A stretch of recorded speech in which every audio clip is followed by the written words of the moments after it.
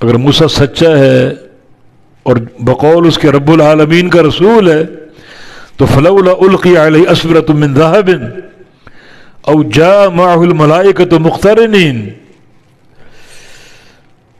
تو کیوں نہ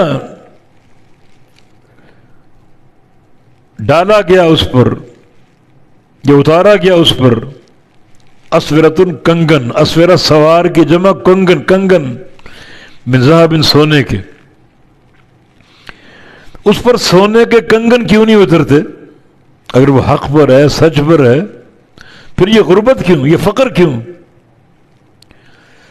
اگر وہ رب العالمین جس کا یہ اپنے آپ کو رسول کہتا ہے تو پھر وہ پوری کائنات کو پالنے والا اس پر سونے کے کنگن کیوں نہیں اتارتا؟ او جاء معه الملائکہ، یہ آئے اس کے پاس فرشتے مقترنین، اکٹھے اور جمع ہو کر اور مل کر،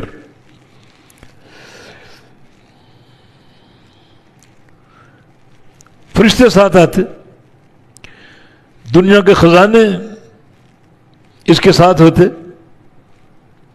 بیان یہی بات مشرکین مکہ نے کی تھی کہ آپ کے پاس خزانے ہوتے، یہ پہاڑ سونے کے بن جاتے، یہ کنکریاں ہیرے جواہرات بن جاتی، یا کم از کم ہمارے سامنے اوپر جاتے، اوپر سے کتاب لے کر آتے، پھر ہم مان لیتے۔ طرح طرح کے مطالبے۔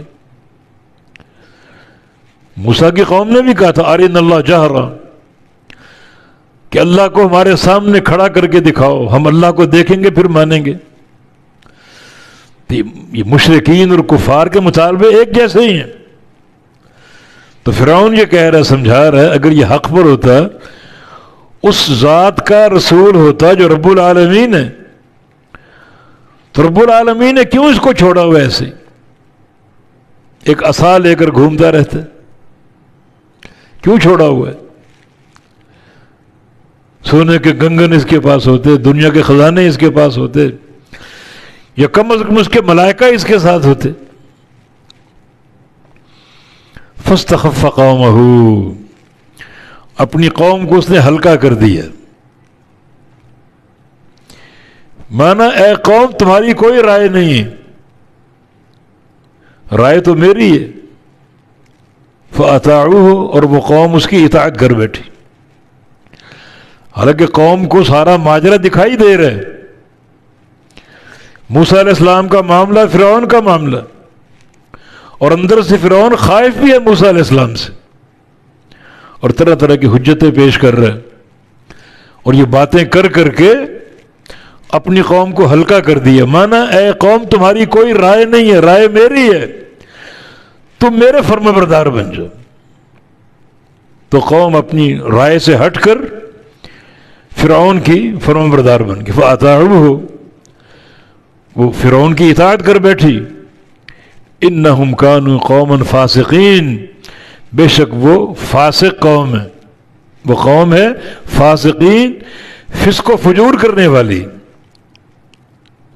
یعنی فرعون کی اطاعت کی اور موسیٰ کی اطاعت سے نکل گئے۔ یہ کفار کا عالم، ان کی سفاہت اور بیوقوفی، جہاں کفر اور شرک ہوگا وہاں حماقت ہی حماقت ہوگی۔ یہ حماقت نہیں ہے۔ موسیٰ علیہ السلام کے معجزات انہوں نے دیکھے، اور قوم کے انکار پر عذاب اترے، قحط سالی کا عذاب، طوفان کا عذاب، مینڈکوں کا عذاب، جوؤں ٹڈیوں کا عذاب، خون کا عذاب، اور ہر عذاب پر فرعون دعائیاں دیتا، دعا کر دو اللہ اس عذاب کو ٹال دے، ہم ایمان لے آئیں گے۔ عذاب ٹل جاتا، پھر ایمان نہیں لاتے۔